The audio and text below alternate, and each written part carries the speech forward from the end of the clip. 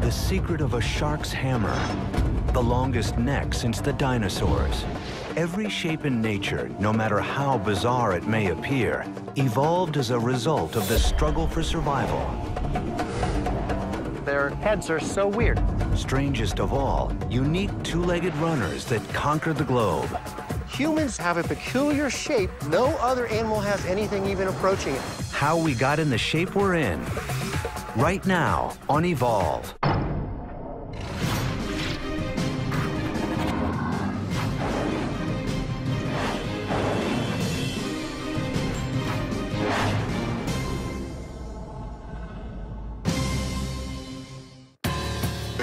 At the start, 3.5 billion years ago, the shape of life was a single cell.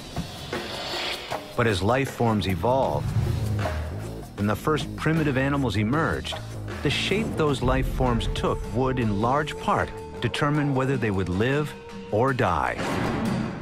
Shape is such an important part of what makes an animal what it is. It influences the way it interacts with its environment, the way it interacts with other organisms, its own species, other species. Shape is a big deal.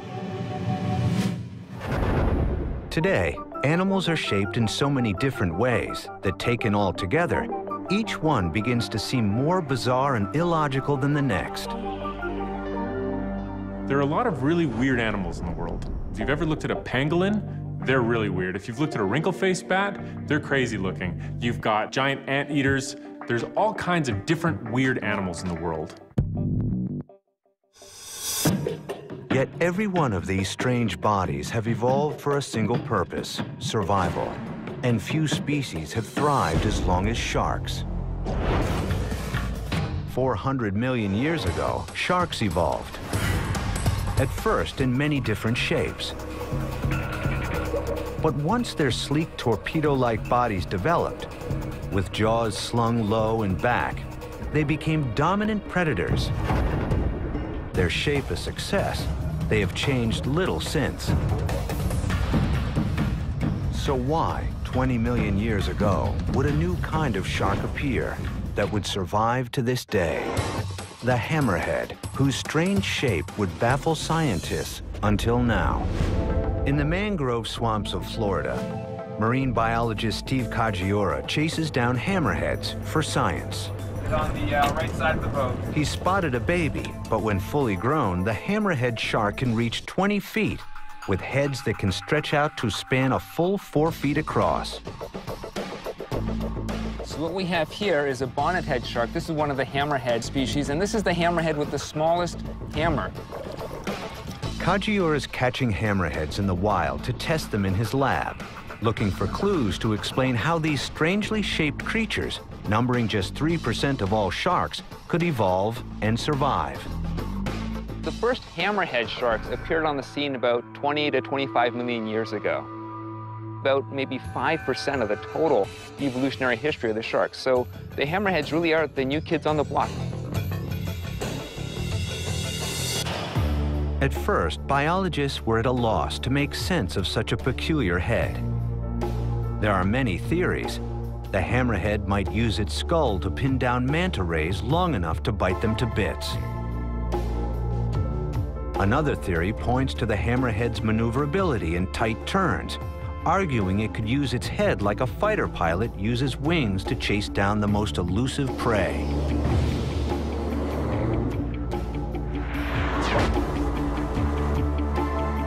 Kajiura has a different idea. Every animal, humans included, give off a faint electrical charge when their heart beats or a muscle twitches. All sharks can detect this electricity pulsing around them through hundreds of minute dark pores peppered over their heads. Sharks rely on these electroreceptors to find creatures lying on the sea floor, even when they're camouflaged or remain completely still. Kajiura thinks the hammerhead's odd shape might give it an advantage in hunting, a bigger radar dish that would explain why the strange shape flourished. No one's ever tested for this, until now. So we have a large tank here with a couple of bonnethead sharks and a lemon shark. What I'm going to do is take this plate, place it in the bottom of the tank, and you can see these electrode leads running from the center of these two targets. These lead up to a stimulator box on the surface, and I'm going to be able to activate one of those two electrodes and have the sharks come in and bite at them as if they were a natural prey item. Kajiura's assistant adds an irresistible aroma to the tank: prey fish. Odor brings an animal in from a distance. It enables the shark to detect, say, a bleeding fish and track it for a long distance to come in closer. When it comes to the final bite, they can never see what they're eating. The eyes are on the ends, the mouth is underneath. They have to rely on their electrosensory system to position their mouth over the prey item. With the shark's appetite up, Kajiura turns on the electronic pulse. I'm only passing 8.8 microamps of current, tiny, minute amount of stimulus, but it simulates the natural sort of electric field that a natural prey item would be producing. The current is so minute that a pair of AA batteries could keep it going for 22 years. Okay, electrode 1 is on, the electrode on the right, and so we'll see if the shark comes in to bite at that electrode. Here it comes, it's coming in. Oh, that was not the electrode that's active. It swam over that one without biting, you'll notice. And now it's coming back in, coming down, definitely searching. And there, good, look at that, good, clear, distinct biting right at the electrode, very clean. The value of the charge is just a little higher than the charge given off by a human thought. It's enough to drive the hammerhead into a frenzy.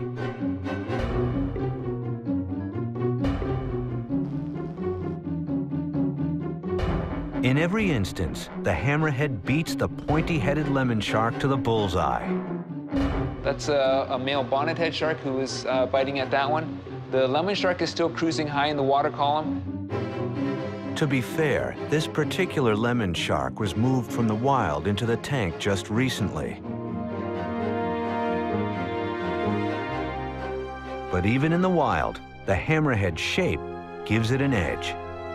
If you go along the beach with a metal detector and you have a big, large coil, you're going to cover a lot more ground than you would if you had a very small, narrow coil. And that's really all it takes is a small advantage compared to another competitor, which would enable one organism to take off and do very well.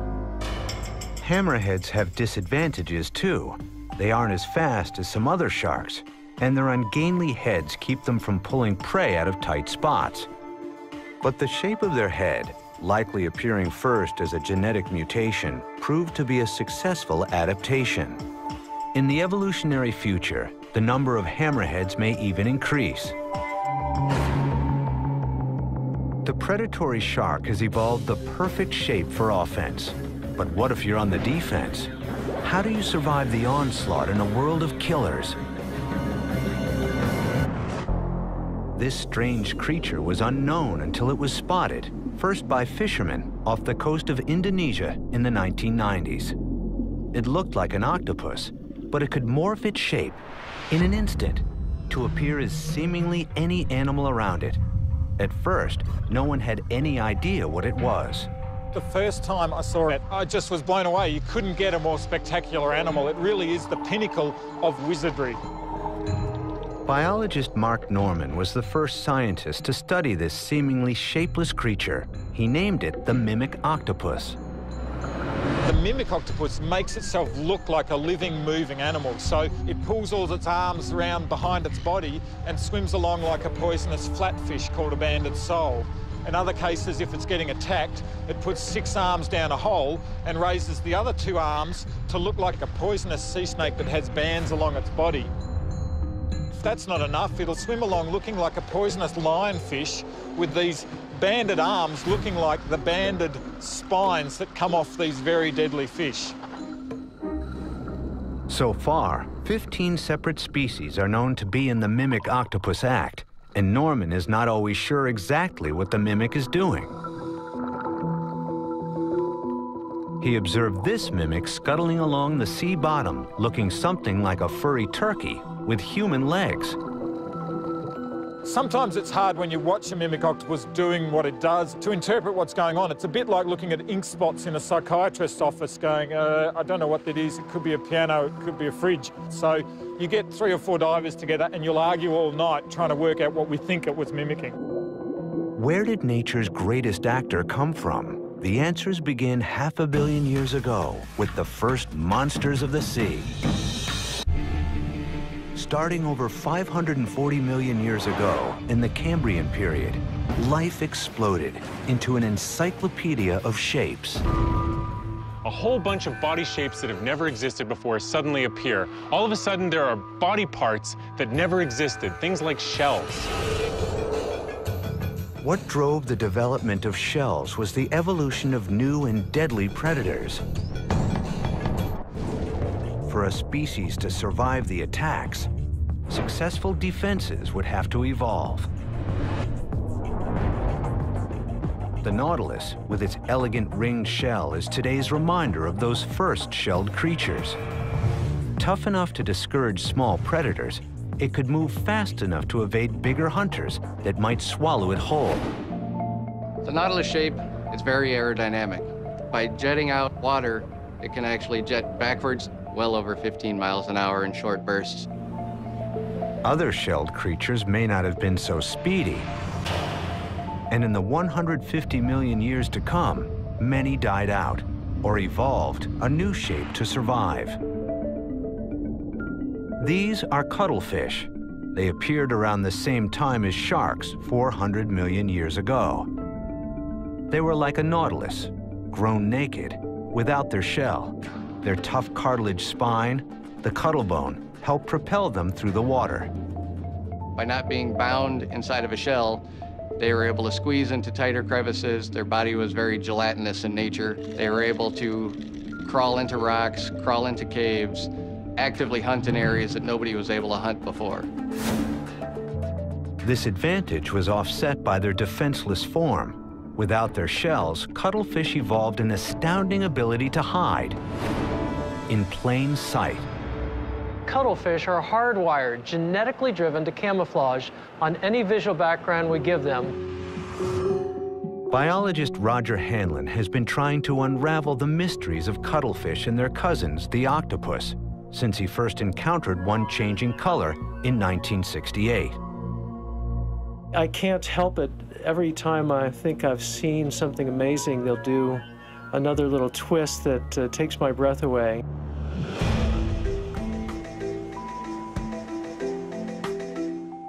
Even in the lab, presented with the most unnatural background, a checkerboard, the cuttlefish can adapt.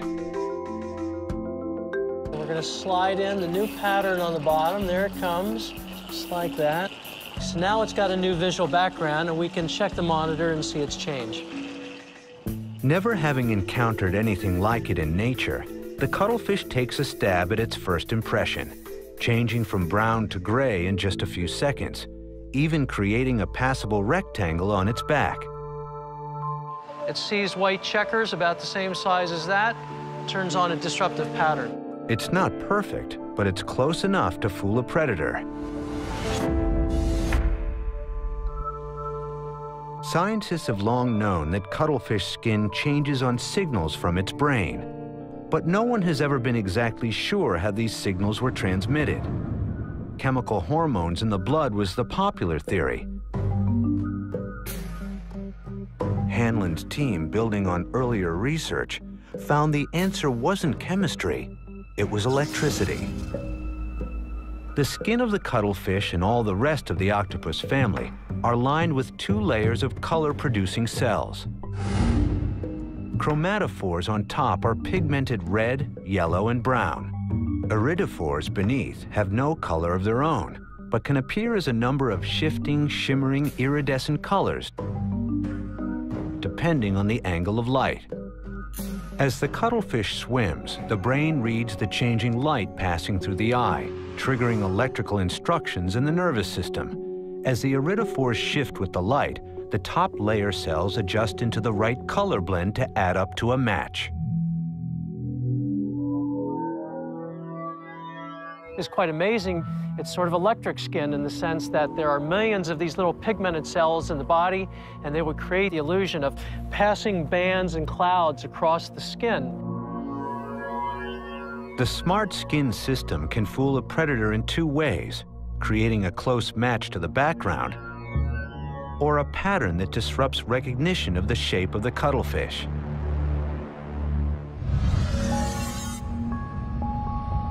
"200 million years later, another cousin of the cuttlefish also lost its shell and employed the same smart skin to hide: the octopus. Unlike the cuttlefish, the octopus had no bones at all. It was pure, flexible muscle. The most elastic body shape on the planet. You can think of them almost as a liquid animal. They're plastic, they can change how much their arms get pulled in close to their body. But on top of that, they have this most amazing skin. The skin can not only change colour in really fine detail, it's almost like high-definition skin, but it can also change shape, so they can push up little branches of skin or little bumps, which means it can impersonate the shapes of rubble or corals or reefs. The octopus hides for defense from predators and to sneak up on prey. In this footage, an octopus stalks and then pounces on a crab.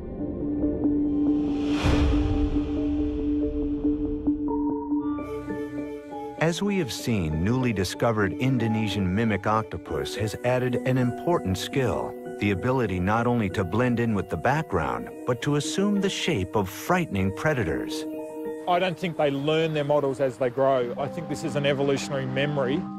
Biologist Mark Norman believes the mimic evolved perhaps 50 million years ago, when it moved out of the safety of coral reefs in search of new food sources and onto the shallow sandy plains off the Indonesian coast, where even an octopus can't hide. When you swim around in these areas, there's no protection, no reef, no coral cover. It'd be like trying to match a white piece of paper. And the only other animals that are out during the day on these sand plains are covered in spines or are poisonous. For the evolving mimic, the flip side of survival of the fittest was death to bad actors. No predators will allow a bad mimic to live more than about 3 minutes. These animals have evolved into such tight mimics because they have such bad critics.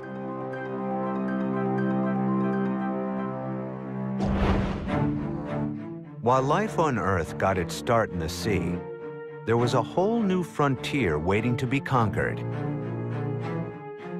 The first fish-like creatures crawled onto land around 400 million years ago.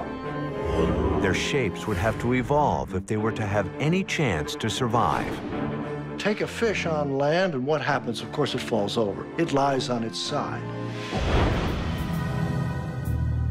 Harvard zoologist Ferris Jenkins has been digging up fossils of the first land animals for decades. They all had limbs, and the fish did not. If one evolved from the other, where was the missing link?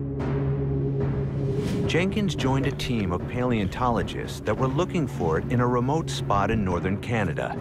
After 6 years of digging, in 2004, they hit pay dirt, the fossil of a fish just beginning to evolve into a four-legged land animal.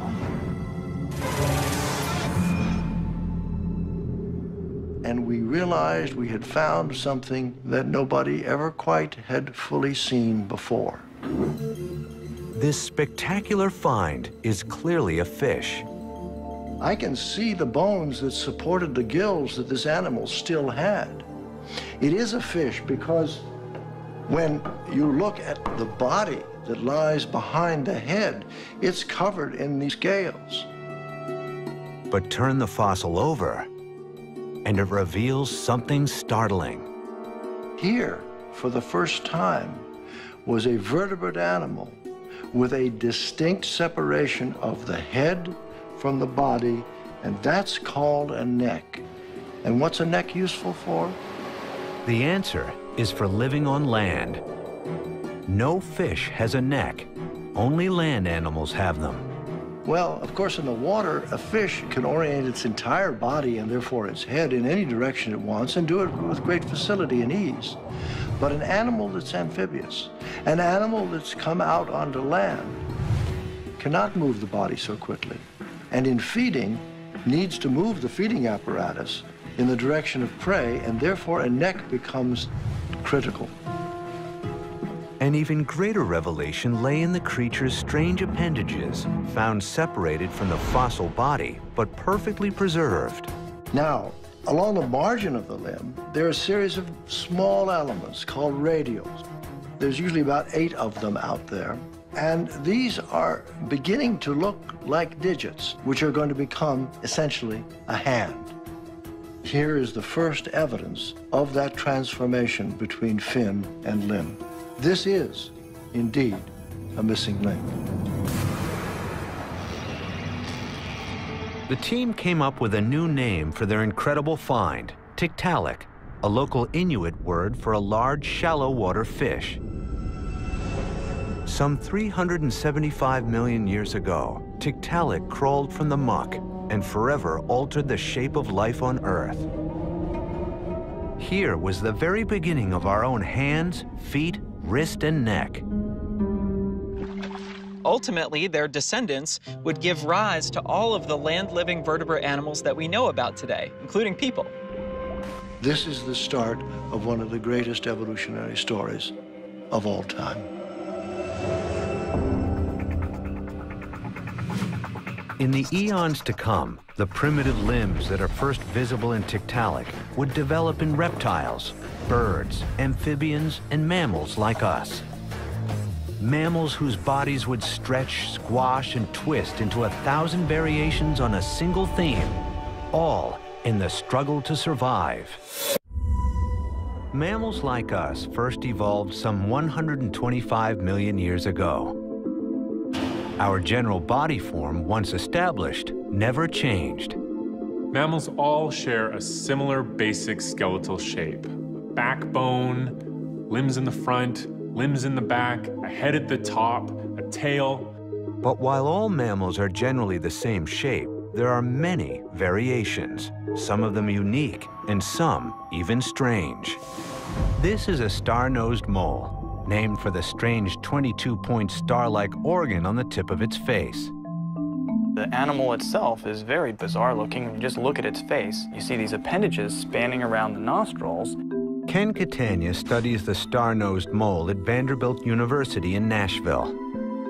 When you look in detail at it, the mystery only gets deeper because it looks like nothing else on the planet. You're left wondering if the star-nosed mole is from Mars or what. How did it evolve? Though the strange mole was first identified well over 100 years ago, scientists have never clearly understood its purpose. Moles are nearly blind, and the long-standing theory suggested the star organs served a similar function as the head of a hammerhead shark. A radar dish, sensing its way through tunnels and towards prey. But Ken Catania discovered the long-held theory is wrong. In reality, it's a skin surface, and it is full of touch receptors. It's just packed with tens of thousands of little tiny organs that are used for touch. The star-nosed mole lives its entire life in a labyrinth of underground passages where the competition for food is fierce. There's actually many other species of small mammals that go through the same tunnels. With phenomenal accuracy and speed, the thousands of touch-sensitive organs on the star locate tiny food sources fast. They're actually in the Guinness Book of World Records for how quickly they can detect something and eat it. It takes them about 1/5 of a second once they touch something to grab it in their mouth, swallow it, and go on looking for something else. To get enough nutrition to survive, the star-nosed mole needs to be eating almost all the time.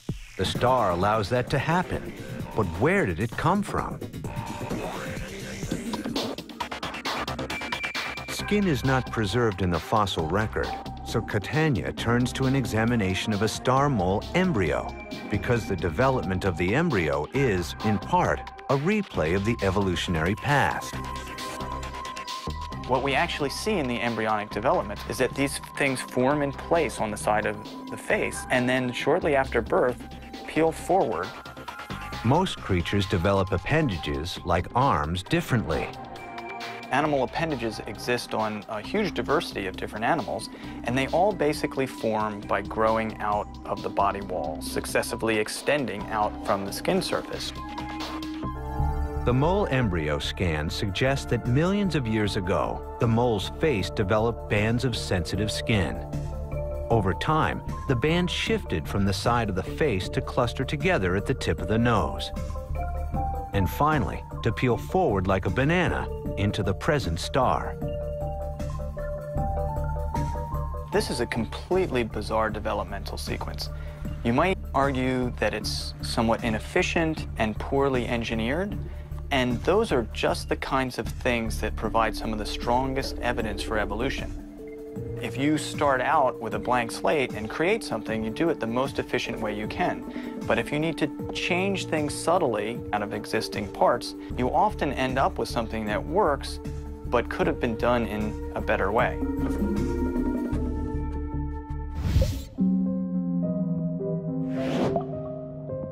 Land animals continued to develop in unusual ways. Several species eventually evolved to return to life in the water, nature's version of retrofitting.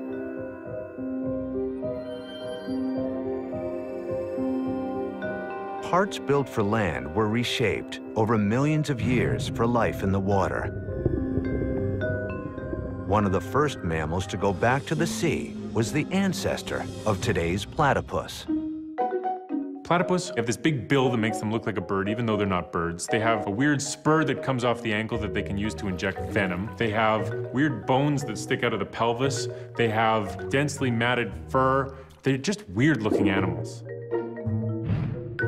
When platypus were first discovered, they actually thought it was a hoax. When they actually sent a specimen to London to the museum, they actually thought that it was made up from different parts of an animal. The platypus has been completely reshaped by the survival challenge of its environment. If you look at the bill of a platypus, they use that for finding food on the muddy bottom of a stream. The webbed feet are used for swimming. If you look at that densely matted fur, it helps them stay waterproof when they're swimming around. All body shapes work for what they do because otherwise natural selection would have gotten rid of them.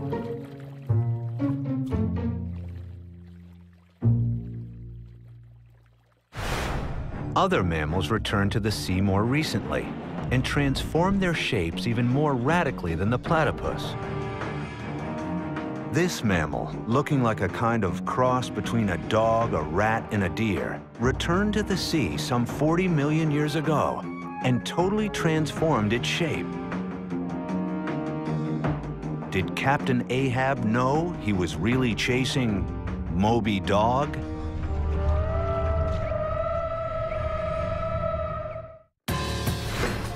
From their distant origins 190 million years ago, mammals have spread to every corner of the Earth, changing shape to fit in. But of the over 5,000 different mammal species alive today, perhaps none has undergone a transformation more extreme than Pakicetus. Looking something like a cross between a dog and a rat, but genetically closer to a hippo, this land mammal began a journey to a new life and a new shape 50 million years ago when it took to the sea. They had forelimbs and hind limbs, and they walked around on the land. And as they moved into the aquatic environment and spent more and more time in the water, they gradually lost that need to have hind limbs and forelimbs. The forelimbs were developed into flippers, and the hind limbs were lost. The result, millions of years in the making, was the whale. Grown huge in its buoyant ocean home, but still retaining its mammalian roots. Whales today remain warm-blooded mammals, breathing air into lungs, feeding young milk from giant mammary glands, and even growing hair. This skeleton of an 87-foot blue whale clearly reveals the remnants, 50 million years later, of Pakicetus's paw, with digit bones now collapsed into a fin, like a hand in a mitten.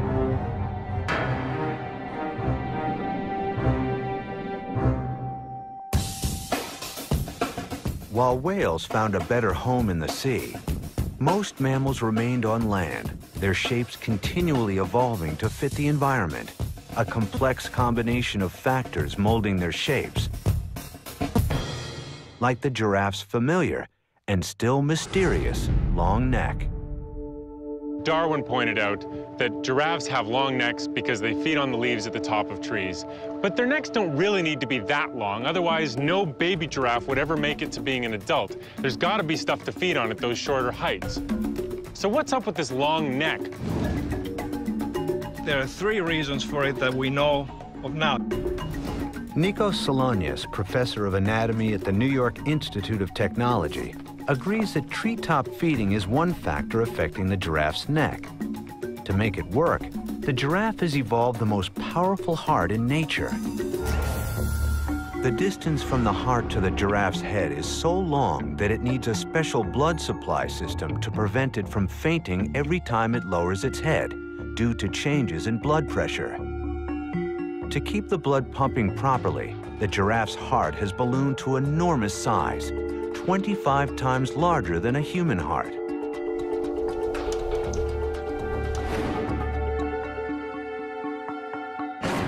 In 2001, scientists discovered a second advantage influencing the giraffe's long neck: communication. In a gesture called the head throw, giraffes often will lean back and hold their position. The head throw is accompanied by vocalizations too low for humans to hear, infrasound, also used by elephants and rhinoceros. And you can tell the other giraffe is listening because they turn their head around or they move their ears. Solonius argues that long necks may have evolved 8 million years ago when their habitats were crowded.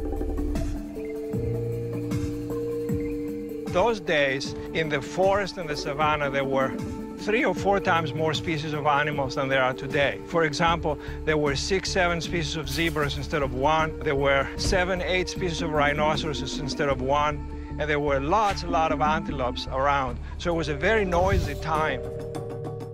High above the din, giraffes took advantage of their evolving personal cell phone towers to get a clear, interference-free signal. And there's a third factor. Giraffes use their heads as weapons.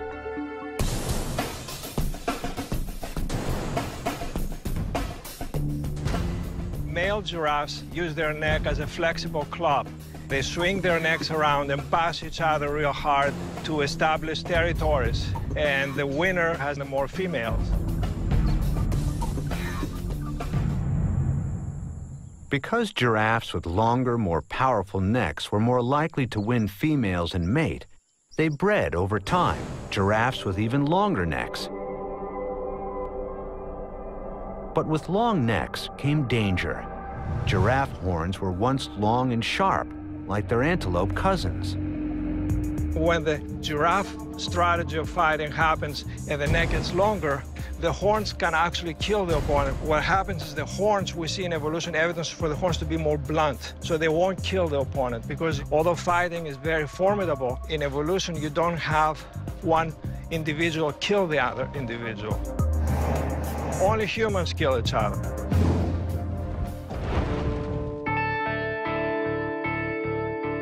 From the point of view of evolution, sex, attracting a mate and reproducing, is the entire point of life. The need for male display for the attraction of females has caused the evolution of an amazing variety of shapes. Some, like the peacock, seem beautiful. For others, it's harder to see the appeal. This is the stalk-eyed fly. Though these may look like antennae, they are actually the head of the insect. Their brains fill out the stalk, and their eyes rest on top. You wouldn't imagine these on this planet unless you saw them, because their heads are so weird. Biologist Gerald Wilkinson sees insects as evolution's open book. Insects are great systems for exploring shape and evolution because they to become an incredible variety of shapes with structures coming off of their heads, weird horns coming out of their bodies. In his University of Maryland lab, Wilkinson breeds thousands of stalk-eyed flies. The size of male stalks vary, and Wilkinson discovered size matters. Females generation after generation prefer to mate with the longer stalk males. A baffling behavior because the long stalks seem to hurt the species' ability to survive. If you have eye stalks, it's more difficult to accelerate or to maneuver when you're flying. And consequently, it's hard to see what advantage a fly would gain by putting your eyes on the ends of stalks. For clues, Wilkinson looks at male stalk-eyed embryos, or larvae, trying to isolate the genes just as they form the eye, head, and brain. So to find the genes that affect the head, we have to find the tissue that turns into the head. And that tissue is actually beginning to form at the larval stage. By isolating these long stalks and short stalks, just as they were forming in fly embryos or larvae, Wilkinson discovered the difference between them. The short stalks lack the chromosome vital to produce males. They can't have sons, only daughters. The short stalk is a species killer. If not stopped by some process, that should actually eventually cause a population to disappear, because you run out of males, you're left with only females. The long stalk may look bizarre to us, but to a female fly, it's a clear indicator of the best choice of mate. Far from endangered, stalk-eye are an evolutionary success, appearing in the fossil record much as they are today. For the last 50 million years, their strange shape the key to their success.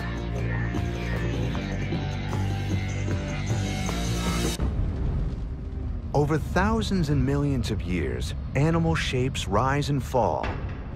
The most successful flourish, no matter how strange. Weird necks, strange ears, and nearly hairless skin. Welcome to the strange world of humans. We are no less bizarre or peculiar than a star-nosed mole.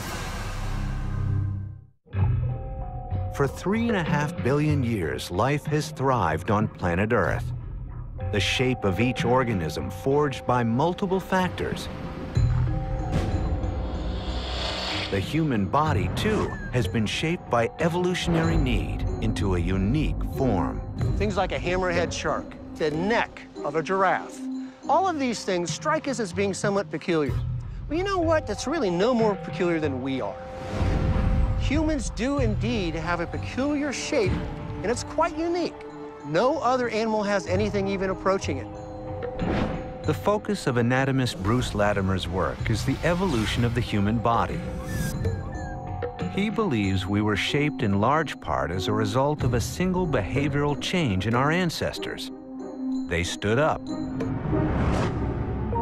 We've been walking upright for at least, I would say, 4.5 to 5 million years. And we are a striding biped, which is to say we stand on one foot at a time. That's a very different way to get around, and as far as we know, no mammal, save ourselves and our immediate ancestors, has ever even tried to experiment with this kind of locomotion. Latimer believes that pre-humans stood in order to free their hands so they could carry food and make it easier to nurture their young. He believes that free hands led to the development of tools, which led to cooked foods, which led to better nutrients and a larger brain. This would enable us to spread across the world, all from just standing up, a change that shaped our body, starting with the spine. This is a female gorilla. You'll notice that that spine is essentially straight. To accommodate the biomechanics of walking, the spine transformed over millions of years into a winding set of 4 curves. In your lower back, no other mammal has a lumbar lordosis. The reason we did that is because we couldn't block the birth canal. In order to keep that open, we had to keep our sacrum tilted the way it is. Because of that, our head would be out in front of us, which you really couldn't walk like that, so we had to create a curve. That curve creates the hollow in our back.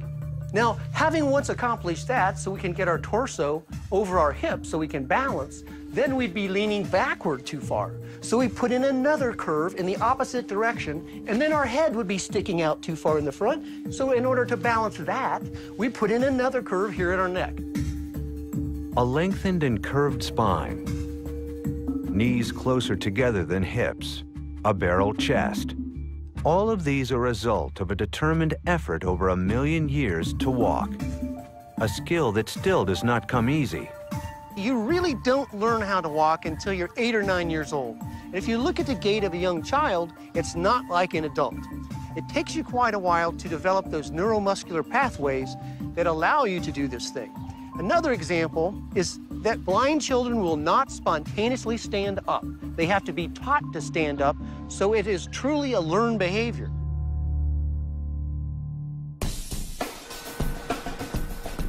Scientists are still trying to understand the basics of what most of us take for granted. Since 1990, scientists and engineers in a robotics lab at the Free University of Brussels in Belgium have been trying to create a robot with human proportions that can walk freely. Our human body is an incredible complex machine. We have over 600 muscles, and we do not completely understand how we walk and run. So therefore we can build robots with less complexity to try to understand. The result? We had a lot of problems and often the robot fails to work. The feet are quite small, so the robot always risks to fall over. While man's quest to walk upright has influenced the shape of our body, some other creatures also decided to walk on 2 legs. Dinosaurs, like T-Rex, also evolved to move on 2 legs. And today, the dinosaurs' descendants, land-based birds, do the same.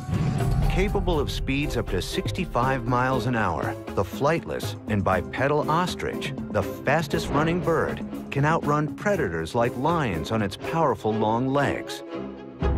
And flamingos feed in swampy waters on 2 legs, keeping their feathers dry. Among mammals, though, humans have another biped companion, the kangaroo.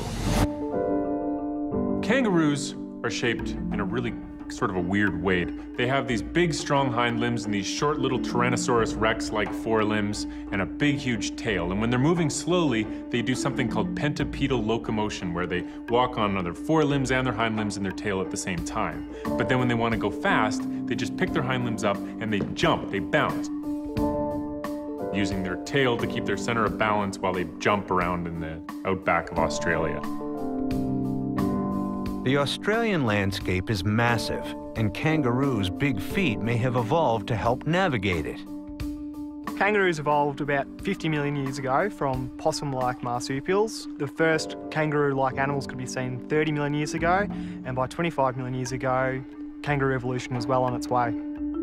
The hopping motion depends on elastic tendons in the hind legs, so moving takes up very little energy in the kangaroo. A must for survival when you have to cross huge areas of land. For kangaroos, it's all about just like, we're out of food, let's go for a walk. And then they go for 100 kilometers and get to a new patch of food. The kangaroo shape has evolved to be a perfect fit with its environment. Otherwise, it would not have survived. And while bouncing may be the most efficient way for a mammal to travel on foot, it's not likely that other species will follow the kangaroo's example.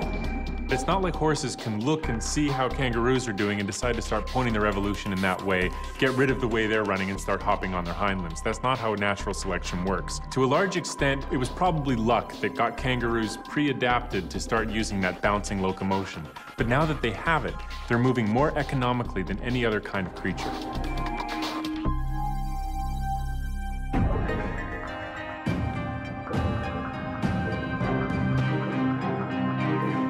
From the outback to under the sea to the sky, every creature owes its unique shape to the powers of evolution, to change over millions of years. molding limbs, heads, and shells into a form that can survive. As life on Earth moves toward its 4 billionth year, the shape of things will continue to evolve.